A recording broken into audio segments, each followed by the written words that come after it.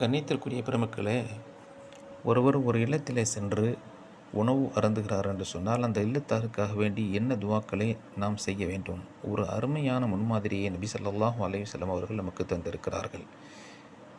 ஒரு இல்லத்தில் சென்று உணவை நாம் அருந்து முடித்ததற்கு பின்னால் அகலத் ஆமக்குமுல் அபரார் வஃப்தர் ஐந்தக்கும் ஸாயிமூன் வஸல்லத் அலைக்குமுல் மலாயிகா, நல்லவர்கள் உங்களுடைய உணவை சாப்பிடட்டும், நோன்பாளிகள் உங்களிடத்தில் நோன்பு திறக்கட்டும், மலக்குமார்கள் உங்களுக்காக வேண்டி பாவ மன்னிப்பை கோரட்டும்.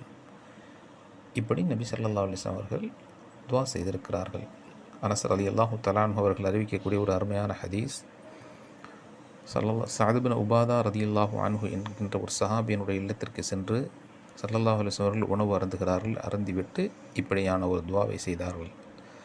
அக்கல தஆமக்குமுல் அபரார் வஃப்தர் ஐந்தக்கும் ஸாயிமூன் வஸல்லத் அலைக்குமுல் மலாயிகா, நல்லவர்கள் உங்களுடைய உணவை சாப்பிடட்டும், நோன்பாளிகள் உங்களிடத்திலே நோன்பு திறக்கட்டும், மலக்குமார்கள் உங்களுக்காக வேண்டி பாவ மன்னிப்பு கோரட்டும். எவ்வளவு அருமையான துவா பார்த்தீர்களா! நல்லவர்களின் சகவாசத்தை கேட்டார்கள் அந்த வீட்டு மக்களுக்காக வேண்டி, இல்லத்தாருக்காக வேண்டி. நோன்பாளிகள் நோன்பு திறக்க வரட்டும் என்று சொன்னால், நோன்பாளிகளுக்கு நோன்பு திறப்பது தான் கொடுக்கின்ற விருந்துகளிலேயே ஆகச் சிறந்தது, உணவுகளிலேயே ஆகச் சிறந்தது. அதேபோல் மலக்குமார்கள் யாருக்காக வேண்டி பாவ மன்னிப்பு கோரினார்களோ அவர்களுடைய துவா அங்கீகாரம் அல்லாஹ்விடத்தில். எனவே இதுதான் நாம் எங்கே சென்று உணவு அருந்துகிறோமோ அந்த இல்லத்து மக்களுக்கு துவா செய்வதில் ஆகச்சிறந்த துவா இதுதான் என்பதை நாம் மனதில் கொள்ள வேண்டும்.